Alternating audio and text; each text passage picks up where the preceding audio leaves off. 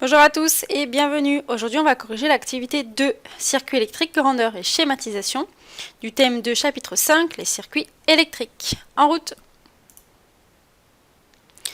Pour rappel, comme d'habitude, les boutons qui vous servent à naviguer et, comme d'habitude, le programme QCM, automatisme et nouvelle activité. Comment appelle-t-on deux liquides formant un mélange hétérogène lorsqu'ils sont ajoutés? Donc, je rappelle, dès qu'on parle de deux liquides, c'est les mots miscibles ou non miscibles. S'ils forment un mélange hétérogène, ça veut dire qu'on continue à les distinguer à l'œil nu. Ils sont donc non miscibles.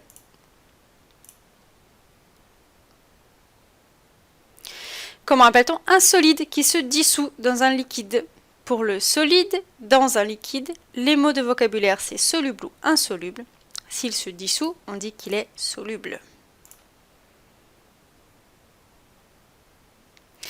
Dans la liste suivante, qui est une source d'énergie renouvelable? Sélectionnez là où les bonnes réponses. Ça veut dire une source d'énergie qui se renouvelle ou dont le stock se re-remplit à l'échelle d'une vie humaine, c'est-à-dire dans un intervalle maximum de 100 ans. On a donc le vent qui ne diminue jamais, l'eau non plus, qui est utilisée mais qui n'est pas consommée, le soleil et la biomasse, par exemple le bois, pourvu qu'on plante plus d'arbres ou au moins autant d'arbres que ce que l'on consomme.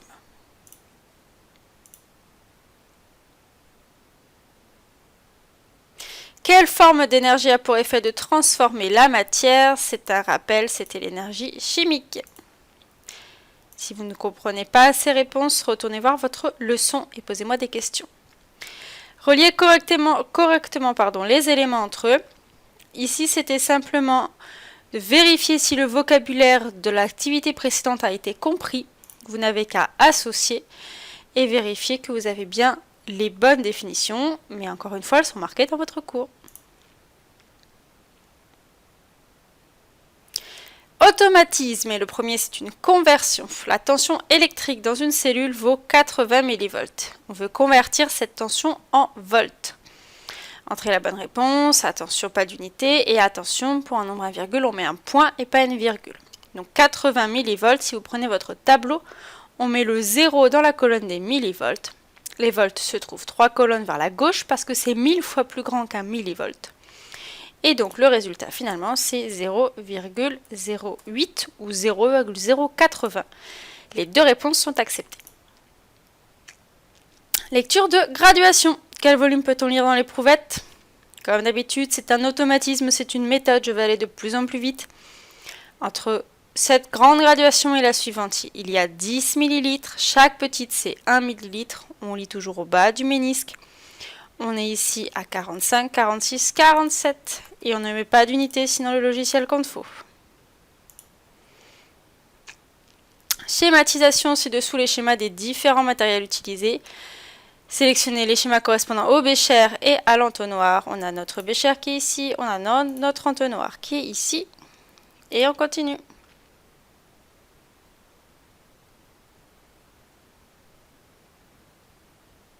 Passons maintenant à la nouvelle activité. Donc la dernière fois, on a vu qu'est-ce qu'était le courant électrique, qu'est-ce qu'on appelait aussi l'électricité. Aujourd'hui, 3 notions. La première chose, c'est de voir qu'il existe 2 grands types de circuits électriques et seulement 2. Ensuite, on va voir comment on schématise des circuits électriques. Et enfin, quelles sont les grandeurs qu'on doit connaître dès qu'on va devoir parler des circuits. Donc à l'aide de la vidéo qui va suivre, c'était la première vidéo de cette activité qui vous montrait, vous expliquait les 2 grands types de circuits. Donc vous pouviez la regarder plusieurs fois et on se retrouvait pour les questions. Donc je passe sur la vidéo et on arrive aux questions. Pour que le courant électrique circule, ça normalement c'est intuitif, vous le savez, vous appuyez tous sur l'interrupteur au mur pour allumer ou éteindre votre lumière.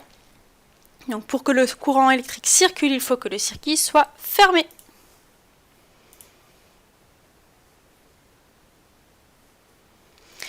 Ensuite, c'était pour vérifier si vous avez compris la différence entre un dipôle générateur et un dipôle récepteur. Donc je reprécise ici la définition. Un dipôle générateur, c'est le dipôle, donc l'élément qu'on va placer dans le circuit, qui génère, qui fournit du courant électrique au circuit. Et à l'inverse, le dipôle récepteur, c'est celui qui reçoit. Donc il ne peut que recevoir. Donc là-dedans, par exemple, le générateur, la pile, c'était des dipôles générateurs, son nom l'indique. Et après, comme dipôle récepteur, le plus simple pour vous, c'était la lampe. Ensuite, on a un conducteur ohmique qu'on appelle aussi une résistance. On a une diode, un moteur, DEL ou LED. Et en fait, tout ça, c'était tout des récepteurs, puisque tous ces éléments-là, la diode, donc c'est une petite ampoule, la DEL, c'est une diode électroluminescente, c'est pas tout à fait le même fonctionnement, mais ça éclaire aussi, ou le moteur, tout ça, ça va recevoir le courant et pas le fournir.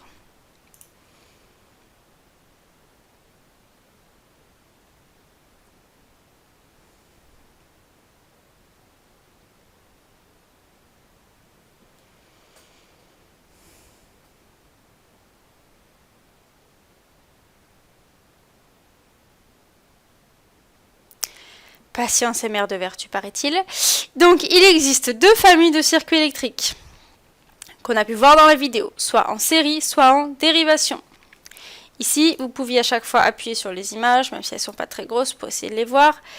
Et donc, ce qu'il fallait retenir, c'est que lorsque il y a eu un seul fil et que tous sont mis les uns à la suite des autres, on appelle ça un circuit électrique en série.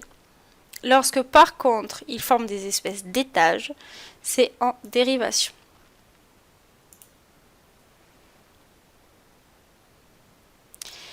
Alors, on vous demande ici de revoir ces deux images, que vous pouvez ouvrir en bien plus grand cette fois-ci, qui représentent du coup chacune le circuit en série ou le circuit en dérivation. Il y a à chaque fois le même générateur, ce qu'il a dans la main ici le technicien, des fils et les deux mêmes lampes. Et on vous demande du coup de comparer, d'observer le nombre de boucles, ça veut dire le nombre de cycles ou de cercles fermés par des fils, et l'éclat des lampes. Alors, comme vous le savez, le courant électrique circule de la bande positive vers la bande négative à l'extérieur du générateur. Pour chacun des types de circuits, il faut préciser le trajet du courant en plaçant chaque étiquette à un endroit qui convient. Donc là, c'était assez simple. Le circuit en série, le courant, lorsqu'il sort de la borne plus du générateur, ici en rouge, il ne peut parcourir qu'un seul chemin. Par contre, ici, dans le circuit en dérivation, il peut parcourir plusieurs chemins. Il peut décider de sortir ici de la borne plus, de fil rouge, rentrer dans la première ampoule et repartir au générateur ou rentrer dans la seconde. Donc on vous demandait là de déplacer les différentes étiquettes pour vérifier que vous aviez compris les différences entre le circuit en série et le circuit en dérivation. Donc il y a par exemple, il n'y a qu'une seule boucle, c'est le circuit en série, il y a deux boucles, c'est le circuit en dérivation. 4 fils contre 3 fils ici, les lampes s'allument faiblement, on voit bien que si on compare les deux, les lampes brillent beaucoup, les lampes brillent moins. Le courant électrique est le même partout, etc., etc. Donc vous arriviez à ces réponses-là qui dit que le circuit en série, il y a donc le même courant électrique partout et si le circuit est ouvert, le courant ne peut pas circuler.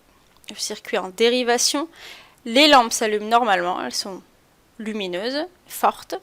Même si une branche du circuit est ouverte, le courant peut quand même circuler.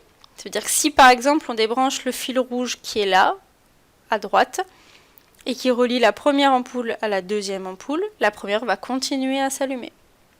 Et le courant du coup électrique peut être différent dans chaque branche.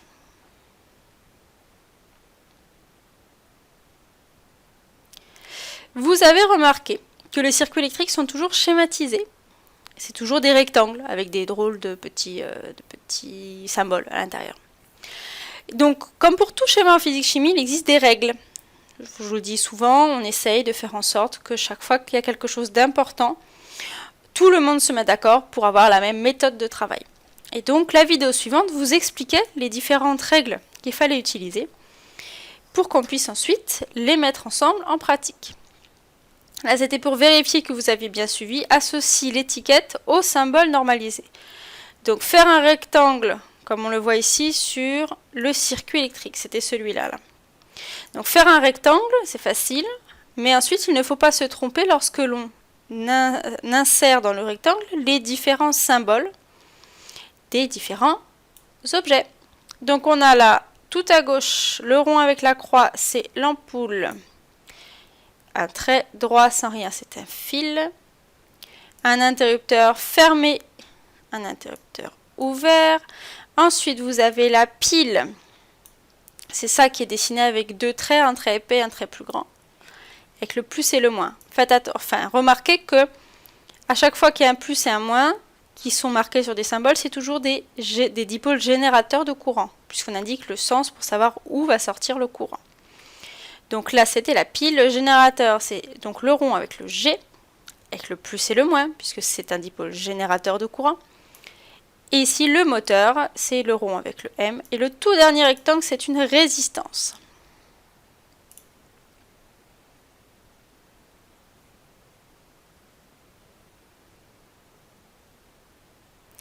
Ici, vous aviez une petite vidéo, une petite animation que quand on lançait, permettait de montrer des exemples de schématisation. Vous avez une image, une photo, qui vous montre un générateur avec un fil, une lampe, et la transformation au schéma qu'il vous faudra savoir faire. Donc vous avez ici plusieurs exemples qui vous montraient l'application directe de ce que vous veniez d'apprendre. Donc on sait maintenant à ce stade qu'il y a deux types de circuits électriques, on sait comment les dessiner. Il nous faut voir maintenant les grandeurs qui entrent en jeu dans ces circuits électriques. Donc vous aviez une vidéo qui vous expliquait quelles sont les deux grandeurs à connaître absolument pour pouvoir parler, comparer, construire des circuits électriques. Et pour essayer de faire le plus simple et le plus clair pour vous, cette vidéo propose de comparer le circuit électrique à une station de ski. Donc finalement, qu'est-ce qu'on pouvait apprendre là-dedans? Donc le courant électrique, il est dû à quoi? Donc ça, c'est un rappel, c'est ce qu'on a vu la dernière fois. On a dit qu'il est dû au déplacement des grains d'électricité, qui sont aussi appelés électrons. Là, il nous manque, qu'est-ce qui du courant est une grandeur physique? Donc le mot qui manque, c'est l'intensité, que vous avez vu dans la vidéo. L'intensité du courant électrique est une grandeur physique correspondant à la quantité d'électrons traversant le circuit en une seconde, c'est un débit. L'intensité électrique que l'on note I en abrégé se mesure en ampères, de symbole A. Il ne faut pas confondre du coup la lettre abrégée de la grandeur, donc l'intensité ça s'écrit avec un I, et son unité, le symbole, c'est un grand A. Et c'est attention de ne pas confondre les deux. Ici, vous aviez des exemples qui vous permettaient de comparer différentes intensités électriques. Vous voyez qu'une lampe qu'on peut avoir en TP, là c'est marqué, mais que vous pouvez avoir à votre lampe de bureau, c'est environ 0,1 ampères. La foudre, c'est 100 000 ampères.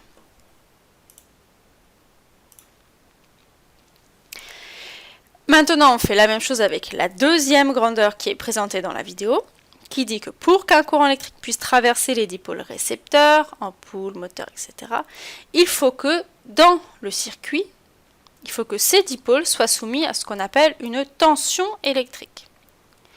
La tension est un déséquilibre de charge électrique. C'est ce qu'on vous disait dans la station de ski. Il faut qu'il y ait qu'on monte, qu'il y ait une différence d'altitude pour qu'on puisse glisser avec les skis. Le point de départ et le point d'arrivée seraient à la même altitude. Il n'y aurait pas de descente dans ski. Là, c'est la même chose. Pour que le courant électrique puisse se déplacer, il lui faut une différence, qu'on n'appelle pas une différence d'altitude, mais qui est donc un déséquilibre des charges électriques. Tous les générateurs ont une tension électrique à leur borne. On parle toujours des bornes du générateur. Et la tension électrique que l'on note V, donc attention, on ne la note pas T, j'imagine que vous savez tous pourquoi. Réfléchissez 3 secondes. Oui, le T, il est réservé au temps. Et on note V, la tension électrique, tout simplement parce qu'elle a été trouvée par le scientifique Volt, qui donne aussi le nom à l'unité. En train de faire une bêtise, Volt et U. C'était pour pas confondre le symbole et V. Alors, Il existe un appareil unique qui permet de mesurer soit l'intensité du courant, soit la tension du courant. Cet appareil s'appelle un multimètre et ressemble à ça. Vous en avez déjà vu. Si on l'utilise avec des branchements qui permettent de mesurer l'intensité du courant, alors on l'appelle ampèremètre. Si on l'utilise pour mesurer la tension, on l'appelle voltmètre. Donc tant qu'il n'est pas branché, on appelle ça un multimètre parce qu'il peut mesurer de multiples choses. Et en fait, vous voyez en bas du multimètre, il y a 4 prises de connexion. Et ensuite, il y a un bouton au milieu qui permet de se déplacer sur différentes grandeurs. Donc on va voir tout de suite si on l'utilise avec des branchements qui permettent de mesurer l'intensité du courant. Alors on l'appelle ampèremètre puisque l'intensité du courant se mesure en ampères. On mesure toujours l'intensité électrique dans le circuit en branchant l'ampèremètre en série. Ça veut dire que l'intensité du courant, c'est la quantité d'électrons qui traversent le dipôle. Donc pour arriver à mesurer cette quantité, cette intensité, il faut que le courant traverse l'ampèremètre comme si c'était un dipôle inséré dans le circuit.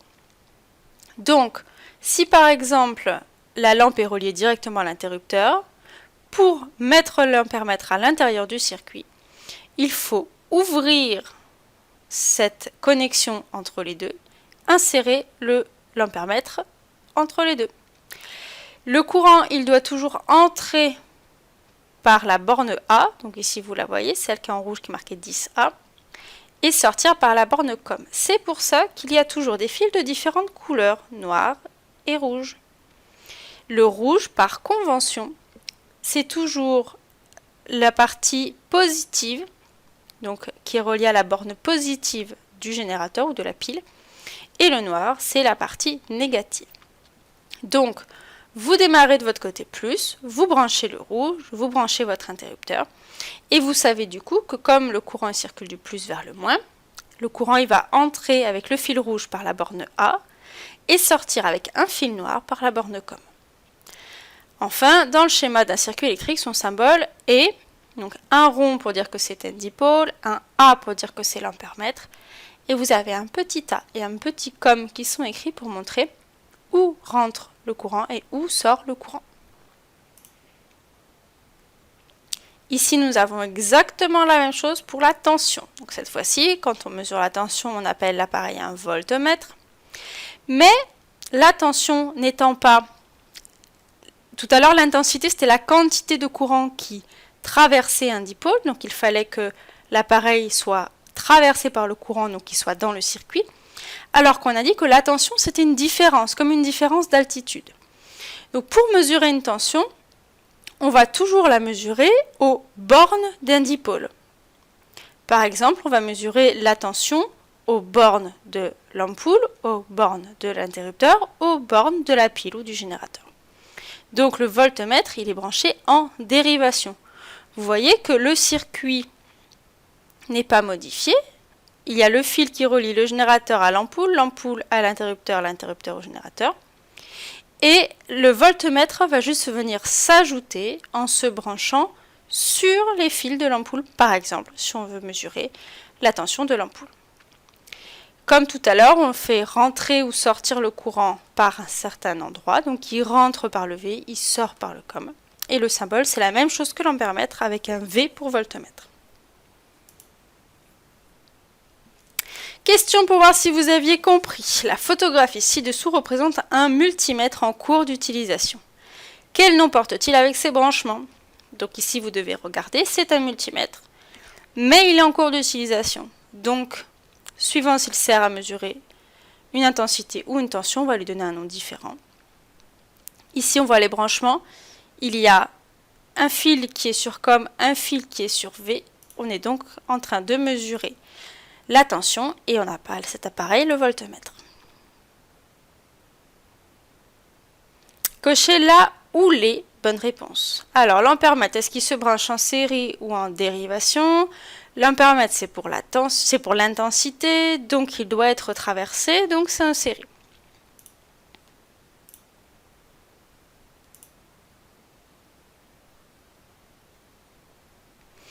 2 appareils de mesure. En observant les branchements de ces appareils, trouvez puis écrivez leur nom sans majuscule dans les étiquettes.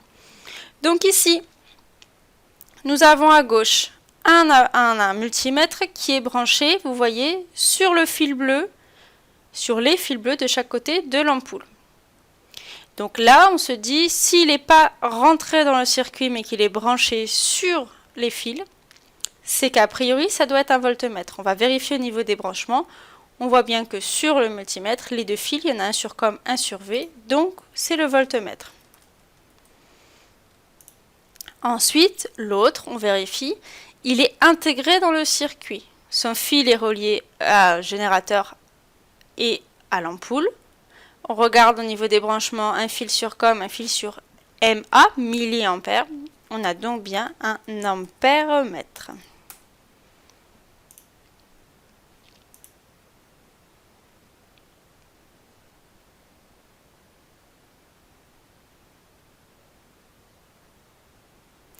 Petit exercice, convertir une tension.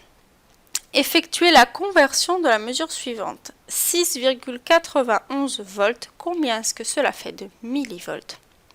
N'oubliez pas, 1 volt c'est 1000 millivolts, donc ça nous fait 6910 millivolts.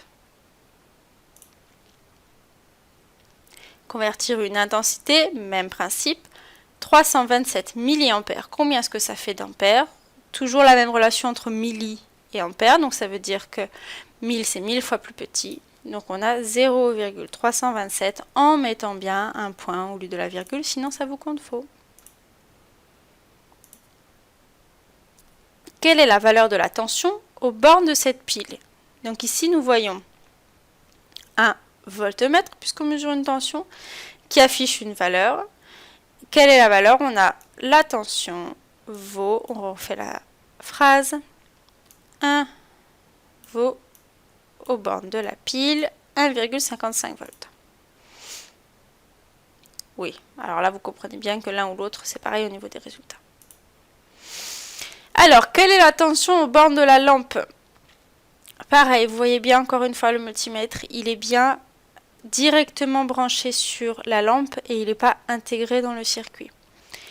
Et on voit 3,52 là-haut. Et si on regarde les réponses, on a 3,52, U égale 3,52, I égale 3,52 mA, U égale 3,52 volts. La réponse complète et totale, c'est bien celle-ci, puisqu'on mesure une tension, donc c'est U en volts. Et il faut à chaque fois donner l'unité, et quand on donne le symbole, c'est mieux.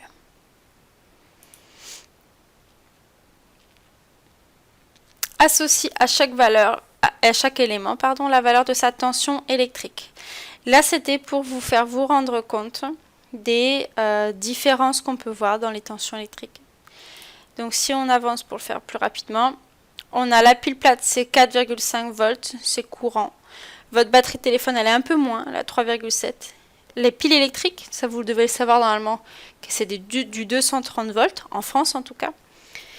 Et ensuite, vous avez, pour vous donner une idée, la tension d'une ligne à haute tension, les lignes qui permettent d'acheminer l'énergie électrique depuis les centrales jusqu'à nos appartements. Et vous avez la foudre. Donc ça vous donne une idée des différences qu'on peut trouver.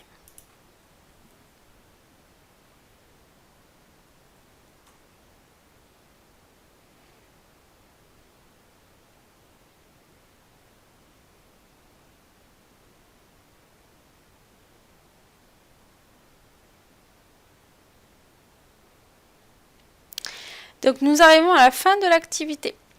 Comme d'habitude, vous reprenez votre cahier. Mais cette fois-ci, la leçon comporte beaucoup de schémas. Donc je ne vais pas vous demander de recopier l'intégralité de cette leçon. Ce serait beaucoup trop long pour vous. Donc la semaine, là maintenant, vu que je vais vous mettre la correction en ligne, je vais vous la donner aussi en format PDF, donc au niveau de Pronote, au niveau du Padlet. Donc deux possibilités. Si vous pouvez et voulez imprimer, vous le faites et vous le collez dans votre cahier à la suite de l'activité de la semaine dernière. Si vous ne pouvez pas ou si vous n'avez pas envie d'imprimer, vous enregistrez le fichier et vous le gardez pour pouvoir le reprendre. Et donc, juste pour vous montrer, ça ressemble à ça. Donc, activité 2, On a une première page qui présente les grandeurs électriques, l'intensité électrique sur la première moitié, la tension électrique sur la deuxième moitié. Au niveau de la seconde page, nous avons comment est-ce qu'on fait pour mesurer expérimentalement une grandeur. C'est ce qu'on a vu. Comment est-ce qu'on branche le multimètre pour faire la mesure d'une intensité, la mesure d'une tension, comment est-ce qu'il s'appelle, quels sont les symboles. Et la dernière page rassemble tous les symboles qu'on a pu voir, sauf celui de l'ampèremètre et du voltomètre qu'on a vu juste avant, et avec un petit encadré méthodologie pour résumer comment est-ce qu'on fait pour schématiser un circuit électrique. Cette activité est terminée, c'était la dernière activité de ce chapitre. On continue pour la suite. Prenez soin de vous.